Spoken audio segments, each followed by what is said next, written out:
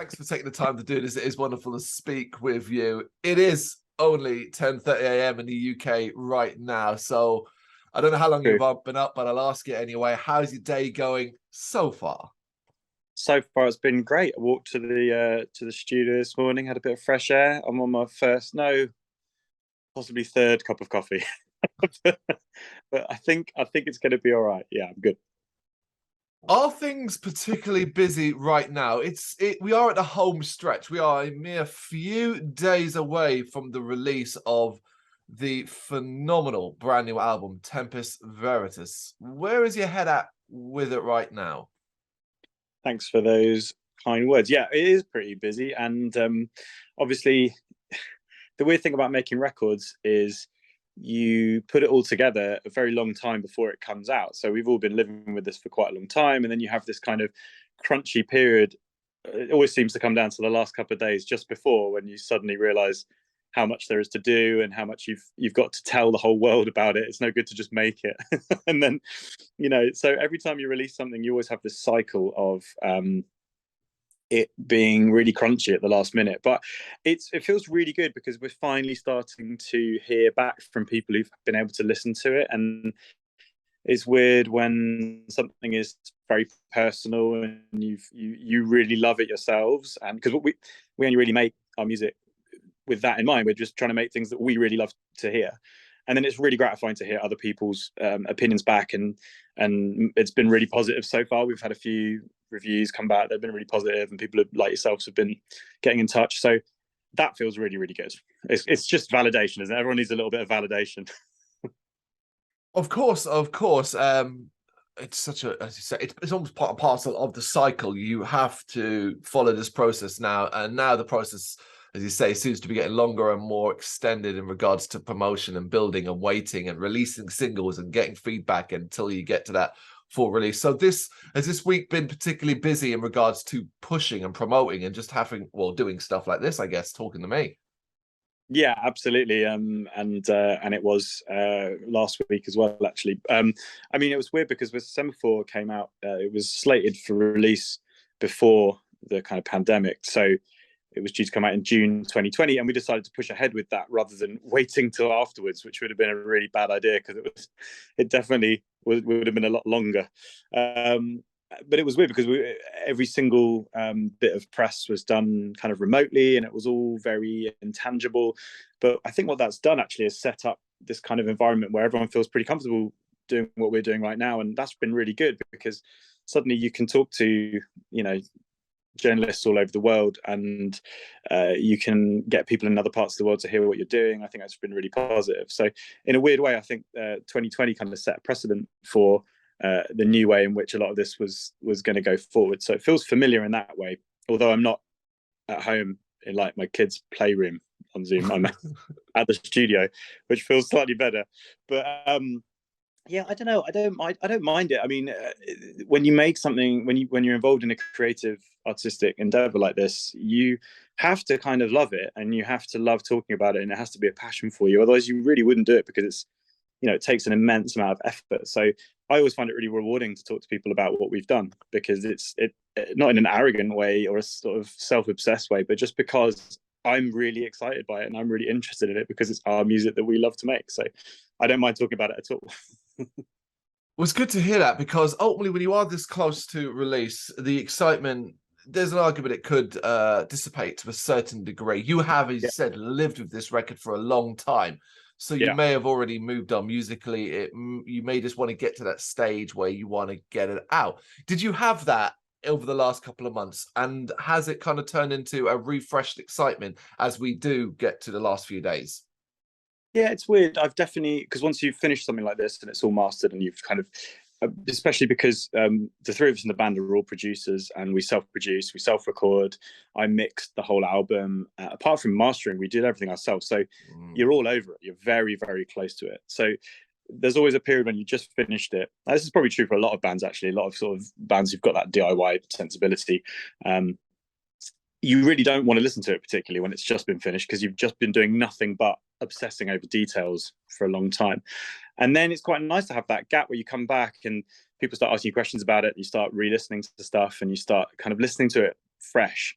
So actually, weirdly, like release day is probably the next time I'm going to listen to the full album, and it'll be for quite a while. It'll be really nice and refreshing. I'm sure if you ask people, that's probably quite similar for lots of bands. They don't really sit there listening to their record over and over again once they've made it. But once it comes out, it gives you the sort of the duty and the right to listen to it again. No, I get it. And you already kind of mentioned reviews coming in and getting positive feedback in that. But another aspect of, I think some of really good feedback is that in the build-up when you're releasing singles, and you're getting the response from listeners, whether in the comment section on social media, YouTube, etc. The positive response surrounding the single so far, has that helped ease your mind in regarding how you feel the full thing will likely be received? Yeah, I mean, I'm sat somewhere between total stoicism, where I know that I like it, and I don't really mind if other people like it or not, and like complete insecurity that people won't like it. You can't get away from that. Anyone who says that is basically lying. Everyone likes to know that people are actually behind what they're doing. But yeah, definitely, when you start to get good response from the singles, you start to think, okay, cool, we're not like completely barking up the wrong tree. To be fair, this record is not a huge departure from Semaphore. I feel like what we've done in this record and the last one is really define our sound as a band and really focus it and refine it. And kind of, I feel like we've only really found our feet on the last two records, to be honest with you. I think everything else up to that point is more like developing towards this. There's some really good moments in the previous two records, but I think Semaphore was the first time I was like, okay, this actually really does represent what we do in a very real way. And I think Tempest is like a refinement of that. So in that way, I felt pretty comfortable with that. And I think if we were suddenly going, oh, we're going to do like a grindcore record next, or like a total acoustic record or something, I'd be a lot more nervous that people wouldn't get it, because they probably wouldn't.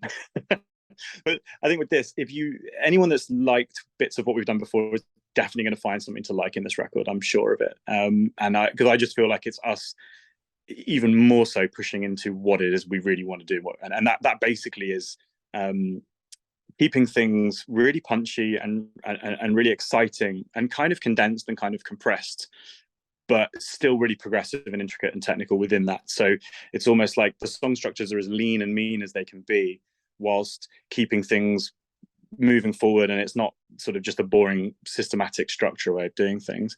And I feel like it's actually an art form in its own way. We're not trying to say, we could easily say let's make an 8-minute song, but that's not really what interests us. What interests us is, what are we trying to say overall for the concept of the album? How does each song work within that concept, and then how does each section of that song make you feel, and what impact does that have, and how does that progress into the next one? I'm obsessed with like the way the sections transition into each other and stuff like that. And that's the result of that is these sort of short format. It is quite a short record and they're short format songs, but for me, it's because they're refined and they're lean. And I don't know, myself and the guys have been really enjoying that about it, I think.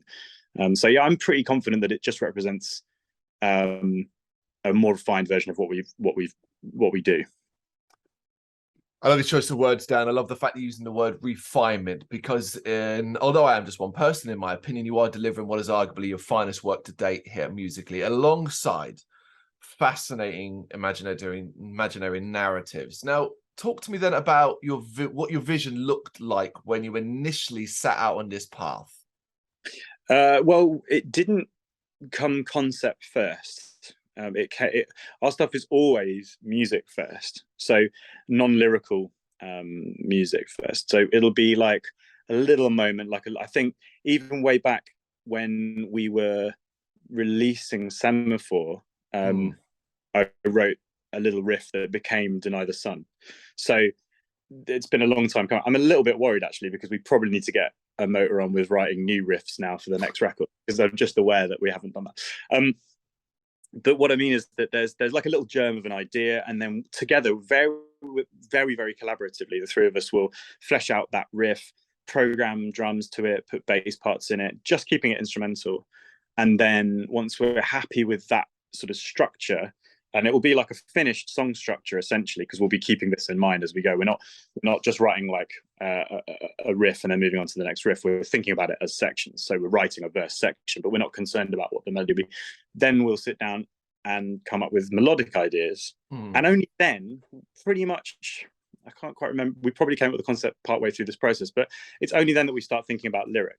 So, and we do that again, all three of us together. It's a completely co-written thing. So the concept came about when we had quite a lot of music ready, but we hadn't really delved into any lyrical stuff yet.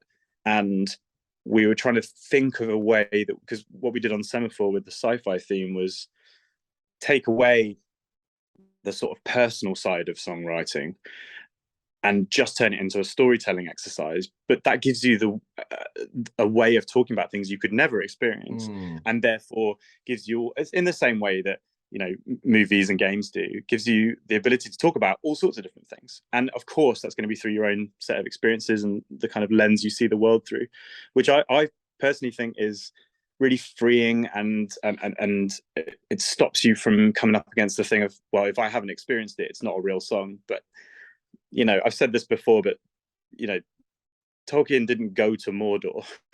He just made it up. And it's a really interesting story.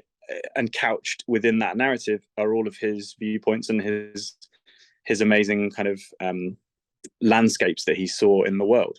So, and that's the same thing that's the same thing we're trying to do. So the concept probably came about like halfway through, and just from us talking, we were like, what's a really cool thing? We thought, well, we've done sci-fi, so let's do hi-fi, let's do historical, let's go backwards instead of forwards. And we had a lot of fun researching all the different ideas. It would be just like someone would say, what about like a Holy Grail thing? And then we're like, okay, wicked, let's search about that. And then that turned into the song Weakness, for example. So yeah, it was a really fun way of doing it. Considering the wealth of inspiration you could draw from, did you find yourself struggling to narrow down your potential ideas? I think we were probably just inspired by things randomly, and then it wasn't sort of, I don't think very often that we sat there going, you know, let's pick a moment in history. There's a little bit of that, but it was more like, I don't know, I've been watching both like Vikings and Last Kingdom, for example, really, really cool shows. The Bernard Cornwell books are amazing. So that made me think, okay, well, that would be a really cool thing, but not like the kind of raiding, sword fighting, swashbuckling bit. More what happens after that person then settles down and becomes like a farmer in a new land. It's like, you know, what happens to their state of mind, and how do they bring their culture, and how is the new culture they find themselves in going to affect their state of mind? And that became the Raven. So it was more like an inspiration, or Last Ronin, which was inspired by Vagabond, which is a manga, and it's about a Japanese swordsman, Maemoto Musashi, who was like the most renowned swordsman. You know, he'd won every single duel he'd been in, and he kind of ended up as an old man with nothing to prove, no one to beat, nothing to do. And then it's how do you reconcile that with this life of pushing yourself and being ambitious and trying to beat everybody, and then suddenly you end up on top of the pile. And he kind of put all of his life experience into his writings, and then kind of passed them on to one of his apprentices and popped his clogs. So and that became Last Ronin. So it's less to do with just sitting there thinking what can we talk about, and more just when something pops up, just thinking that might be a good thing to explore, and then you can do some research on it and try and figure out how much you're just making history up and how much it's actually based in reality. Of all those narratives you did explore, was there any that you particularly found the most interesting or exciting to tell? Perhaps that you weren't initially maybe as familiar with compared to others? All of them were kind of like that, actually. It always started off as being something that we were vaguely thought might be cool, and then it was when we dug into something, if we then found a pocket of real interest, we'd be like, aha. So, for example, Deny the Sun being about Galileo, I hadn't realized before that he was friends with the Pope at the time. He'd asked him for help, and they'd kind of, you know, it was Pope Urban VIII was Galileo's mate, and it was more him saying, I've worked this stuff out, and I'm fairly sure this mathematically must be the case. Like, what are we going to do? You know, and so that song is about the Pope.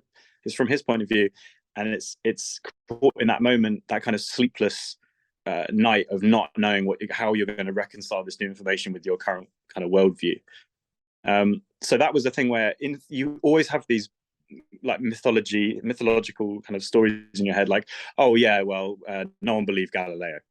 But it isn't quite that simple. It was more like the actual entire way the state was run and organized had a system, and this information upset that system, and it was a huge problem for all these people on a political level. Not, it wasn't just a question of people didn't believe him. They wanted to believe that he'd done his sums right. They couldn't reconcile the two things and not completely destroy their whole society. So I find that kind of stuff very interesting, and the kind of hidden sort of bits of, I guess sometimes you're dealing with stuff where it isn't really recorded, so there's a lot more guesswork there. Like, I don't think anybody really knows about some of these things, but stuff where it's quite well recorded and quite well researched was really interesting to find out those little bits of information.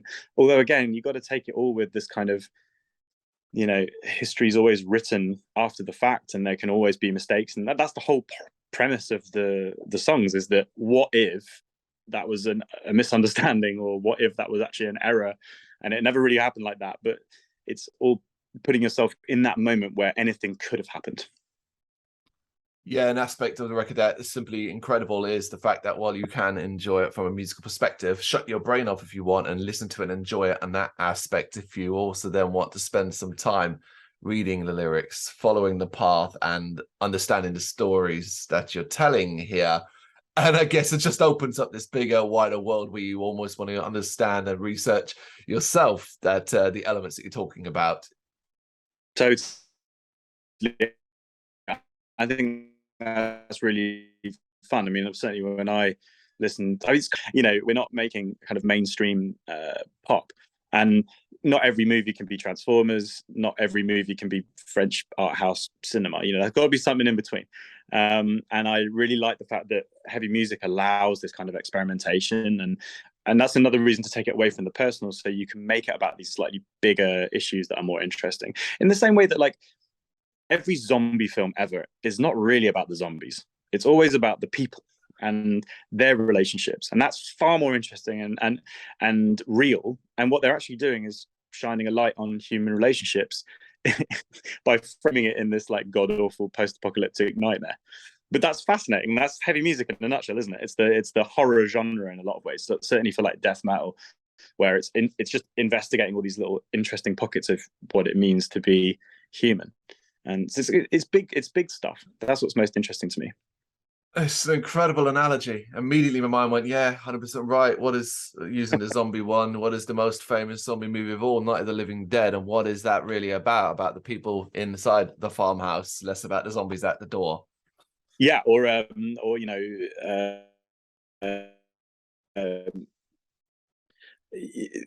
quite often they end up satiring or parodying real life. So you know, everyone being shut inside a shopping center was actually more about satiring the way people were turning into zombies in reality. You know, which is the genius of those filmmakers, Romero, and his kind of cohort. But that's, for me, that's always been the point, and that's why I never really found that much excitement about previously in the band. Certainly in the early years, I might like write a full song and just bring that into the guys. We might jam it musically, but in terms of the melody and the lyric, that might be much more personal to me, and that is fulfilling to an extent. But essentially, I got quite bored of it just being like a diary entry, you know.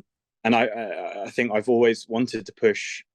There's been a few examples of it before. Certainly on Yugen, a lot of stuff became less about that and more about either a very small, bigger concept, or like actually just doing what we're doing now. So there's like Praise to the Creature, which is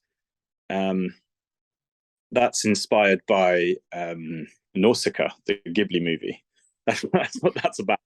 And you know, there's all sorts of examples where I'm being inspired by fiction or film or, you know, different media. And this is just the same thing, but except when you give it an overall concept, you can be much more focused. And again, you come back to that same thing where you're refining that process. It's not just random. But yeah, I got bored of it all being about how I emotionally connected to things on a personal level. And I kind of felt much more comfortable kind of like just using a concept to investigate bigger ideas. You make it sound, and well, it does sound like it's been an incredibly satisfying, enjoyable experience along the way to this release. What was then for you overall the most challenging aspect of working on the record, be it from the writing, recording, producing phase, whichever? Well, because we're quite an unusual case where all three of us produce other bands quite often, and I work as a full-time producer and mix engineer in lots of different genres, and we run a commercial studio together. We're all pretty used to divorcing the technical process from the kind of emotional side of it, which is really important because as an artist, you're absolutely trying to put all of your emotion into what you're doing, but it's still technical tools that allow you to do that well, and making ruthless decisions about, like, you know what, we don't need to play that verse riff twice or whatever it is actually really useful and really valuable. So we've refined that process as well. And I think we've all been in those, I think everyone who's been in a band has been in some sort of situation before where they've said, oh, well, we've got to play Steve's riff twice because he wrote that. And then, you know, this other guy's got a riff, we better do that. And the bass player's got it becomes this weird like committee thing. But if you throw all of that in the bin and just say what matters is whoever has an idea, we all try and support that. And then we serve the song that exists, regardless of who came up with what. And, you know, if I need to write a bass line, or Billy needs to write a vocal line and Dave writes a drum fill, that's fine, as long as we're serving the song. That makes that whole process quite a lot more straightforward and easy. So that actually it's probably the easiest it's ever been. It felt very, very straightforward, not because we were, you know, having to cut corners, but just because we've refined them. And so I think the hardest thing is always going to be the technical side, just making sure that the mixes are the best they can possibly be. Because from my point of view, our own band's work has to be at the top of what I can achieve as a mix engineer. Otherwise, like, what am I doing? I haven't got anyone else in control or pushing me in any other direction. So it's got to be great. And I feel really good about that. Ermin was helpful with some feedback and stuff. He's a fantastic mastering engineer. So it was, you know, I could help get there. And I feel pretty confident about them now. But that's probably the part I found the most challenging. Do you think this way you're doing things now, this has come with age and experience? I mean, bear in mind, it's only 2016 that we had Archetype. So we're not like talking decades here. It's only been 7 years. But the epic journey so far has been incredible. We are definitely talking decades, because myself and Billy have been working together since 2003 on different stuff. And Dave joined the band that we formed in 2008. So we've all been working together on other projects for a long time, really long time. And that has absolutely informed that process. Yeah.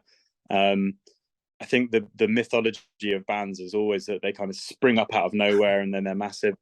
It's always like a decade in the making. And then, you know, like you look at something like Sleep Token, which is an absolute meteoric rise, but not really, because those certainly Visser, the main guy, he's been doing music his whole life. And it's all come to that point. And sure, it's all come together really beautifully in the last few years for them. But if somebody is really good at something, they probably spent a really long time getting good at it. That's the thing. And the rest of it is just this sort of like, you know, grass is greener, streets are paved with gold mythology stuff. But in real life, it takes a long time and it's really hard work. And the only thing that connects every successful artist is the fact that at no point did any of them just quit, because most people quit. That's what really happens. And so, yeah, the more experience, the more age you have, the better in that respect, for sure. Yeah, I completely understand what you're saying. It is funny, as you say. I don't think I've spoken to anybody that literally has just popped up today and gone, yep, today I'm going to make music, and it's worked out brilliantly. Everybody's noticed the record's out and it's off and rolling. Sometimes it happens, right? And it happens in a sort of, there's just a moment, and like someone who's maybe like 17 just gets swept up in a big moment. But very rarely does that have a happy ending, because normally they lack the personal development to actually control that situation. They're either getting completely exploited by somebody who has got all the experience to know what they're doing, or it just explodes. I don't even really particularly trust it when it does go quickly for people. I think that's always a sign that there's something going wrong. But yeah, you never know. Was there anything particularly different about this entire experience, the work on Tempus Veritas, that you simply loved? It was different for you personally, and would it be something that you tried to make as part of your process going forward? I think we've definitely established the way we work best now, which is however an idea is formed, and sometimes that could be jamming together as well, which is definitely a possibility that does happen. We then revert to taking it into one room together and working on it in a kind of a very collaborative way. I can't see that ever changing. I don't know. I mean, I don't really feel like there wasn't a sea change in this. There was loads of technical stuff that, you know, made life easier, but in terms of actual creative process, like methodology, I can't see there wasn't anything on this that was vastly different from Semaphore. It's just a more refined version of that same process. So I feel like we've actually now arrived at something that's probably repeatable. One thing I think we might have to do though is give ourselves some kind of interesting creative push, kind of going back to what I was saying earlier, where I'm not saying we're just going to decide randomly that our next record is like a grindcore record, but I think it could be quite cool to say, let's experiment with some longer form music. Let's experiment with some stuff that is more ambient and doesn't rely so heavily on a pop structure, for example, and see where that takes us. Maybe we want to slow things down. Maybe it should be sludgy, sort of doomy, some bits like that. I don't know. Whatever we're inspired to do, it could be interesting to see, because I think there is a certain number of times that you can have an approach, and without sort of changing that deliberately, you will repeat yourself. You know, that's just inevitability. So we will need to find a way of keeping that fresh. But because what we do comes from a place of kind of fairly genuine passion and inspiration anyway, I don't think that's a huge issue. There's definitely a few times you should see the riff graveyard that we have. Like, we have plenty of things where we said, you know, that's not the one, that's too, you know, similar to something else, or it's just I think everyone who's got a workflow that is working for them will end up with that process for sure, resulting in some unused stuff. I think you're absolutely right, and it's going to be incredibly exciting to see what comes from you next. But right now, the focus is all on Tempus Veritas. It is out in a few days' time, but the record is one thing. Playing these songs on a stage is another. You have Loom Festival the day after the release. Will you be debuting some of the new album there? Yeah, we absolutely will. Not like loads of it, but a couple of tracks for sure. And that is going to be the first time that that's possible to see. I can't guarantee how effortlessly we'll be able to pull it off, but we'll see. It's suddenly seeming like a very long time since our last show back in like October time. We are also going to be supporting a band called Empire, funnily enough, the week after. And then we are on a headline tour at the back of June. So that's going to be really exciting. And that's where I really want to see people, you know, enjoying the new material. That could be great. I think asking everybody to absorb the whole album in one day and then sing it back to us on the Saturday might be a bit of a tall order, but in June, hopefully people have had a chance to have their favorites, and we'd love to hear from people about what they'd like to see in the set as well, with the caveat that some of it is just devastatingly hard to play, so please pick the easy songs. Oh, that would be great. So do you have a rough idea of kind of what songs you do want to play on the stage? I'd love to play all of them. I mean, obviously all the singles are going to find their way into the set. I'm sure we've definitely got Deny the Sun and The Raven, and Glory and Scarlet will be in there for sure. I'm really interested to see how people resonate with Scarlet Haze, because for me that's like the big anthem of the album, and it potentially is a bit of a risk dropping that as the focus track for the day of release. It's not a big riffy kind of metally song. It's way more in the kind of arena sing-along kind of vibe, if you want to give it like a label. It's more like Winter Keeps Us Warm from Semaphore, but we get a great response for that live. People love singing it back to us, so I feel like if it's like that, that's going to be great. I just don't know how people are going to respond. You know, sometimes I guess you get different types of fans, but a lot of people are there for the big riffy moments, and there's plenty of that on the record. But Scarlet Haze is definitely like a sing-along. The difference is, I think, when we're doing something with a chorus like that, we are very deliberately crafting it so it's going to stay in your brain and you're going to remember it, and it's a big hook. So I'm really hoping that it's going to just be an earworm for people and they'll love it. But yeah, it's hard because now with 4 records there's quite a lot to choose from for an hour-long set. So it's definitely not going to be every single song. There's still plenty of songs from Semaphore we've never played live.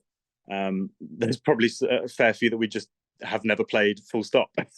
So it's the way they're made means that they very rarely get jammed out. Yep.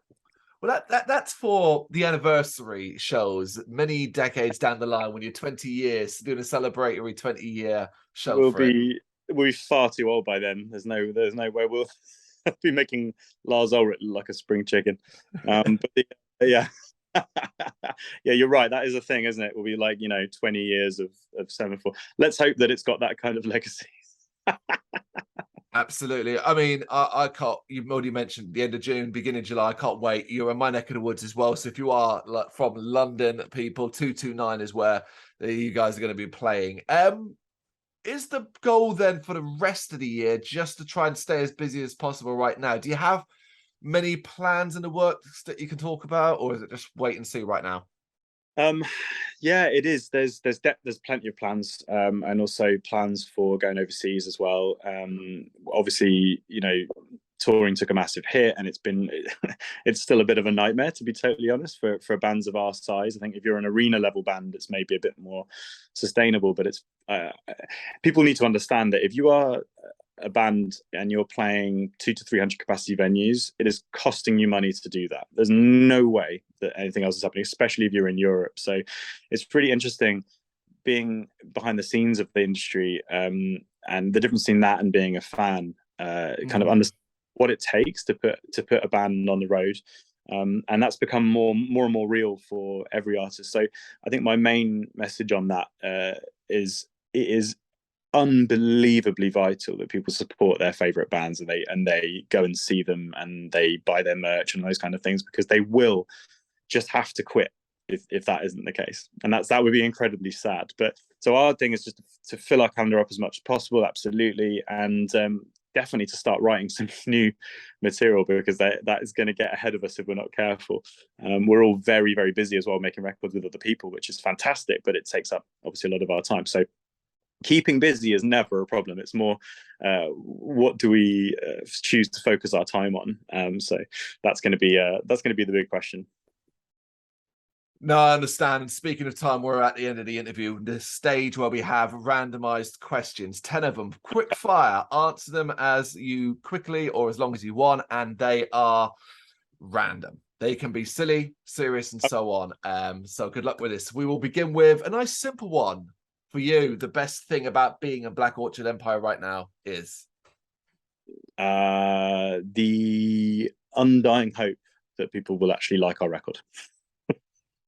Wonderful, wonderful. What is your favorite city to visit in the world so far? The absolute favorite city of mine that I've ever been to is London. But I've been to lots and lots and lots, and there are some fantastic places around the world, and many, many more that I want to go to. But if you live in London, you need to take a minute and realize how incredible the city is as a place of culture and amazing things to do. And traveling around Europe maybe isn't as easy now as it used to be. There are some incredible places to go and see, but you're very lucky if you live in London. That's what I'll say. I understand what you're saying. Obviously, I live in London. It's easy to forget when you live here all the time what's around you. It is. Have you ever used a Ouija board? And if not, would you? I haven't, because I don't think I've had the opportunity, since perhaps maybe I wasn't invited to the right slumber parties at school. But I haven't ever used a Ouija board, and I don't think I would, but I probably would if I was drunk. That's it. Alcohol. What is your most prized possession? Oof.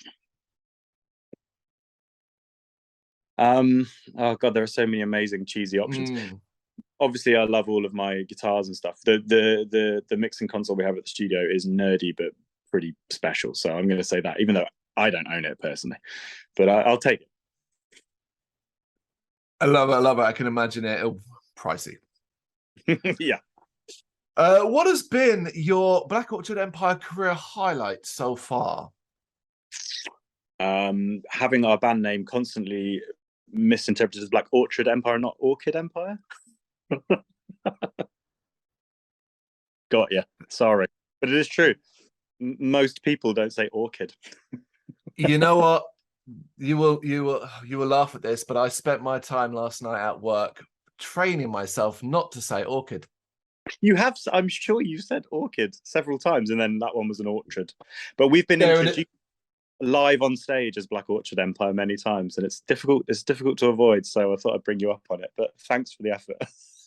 There it is. Wonderful, wonderful. All right, simple then. Cats or dogs, and why? Oh, well, I've got a cat, so I have to say cats, but I love cats and dogs. Who is someone that inspires you outside of the musical world?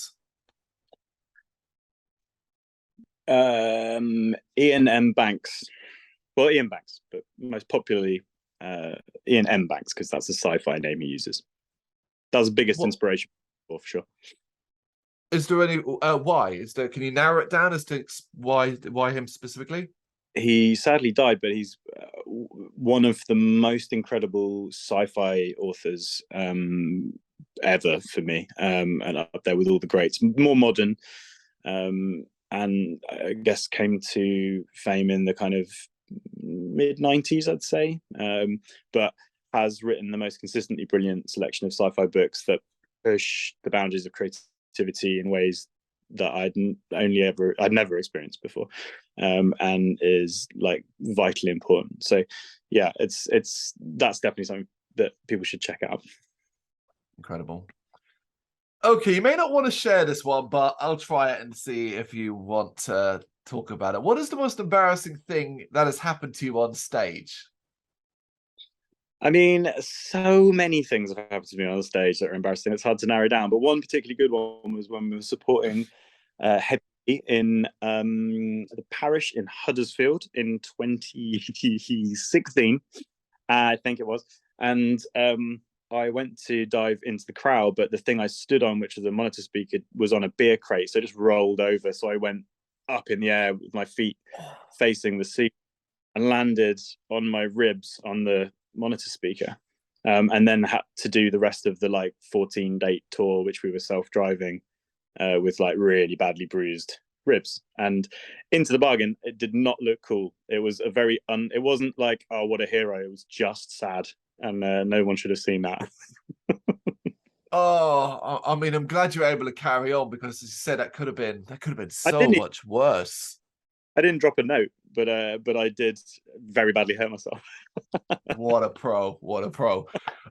All right, penultimate. Well, what is something that never fails to make you smile? Oh, our front of house tech, Martin Hall, because he has a 1 pun per day limit that he almost always exceeds. he's in a pun deficit. Incredible. And the last one, we started with the best things. Let's do the last. What's the worst thing about being in Black Orchid Empire right now? If there is anything that you would consider bad. You smashed the pronunciation. There is nothing bad about it, except for the sort of horrifying fact that we have to learn how to play some songs that were written, in sections in the studio. We have to somehow play all of them note perfect. So that's going to be really, really difficult, especially as a 3-piece. So wish us luck on that one.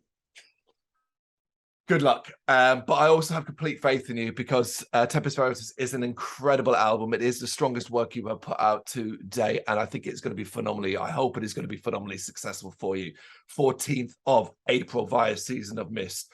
Paul, I really appreciate your time. Thank you so much for taking the time to do this. Thanks very much for having me, mate. It's been an absolute pleasure. Thank you very much for watching. If you liked what you saw, please help us out by giving us a thumbs up and hitting that subscribe button. If you really liked what you saw, consider donating to keep the website and channel running by buying us a coffee via our coffee page, or picking up some merch from our Big Cartel store. You can check us out on gbhbl.com, as well as via our social media, Facebook, Instagram, and Twitter, as well as listen to our interviews via SoundCloud, Apple Music, and Spotify. Just search for GBHBL. Games, horror, and heavy metal. What else is life for?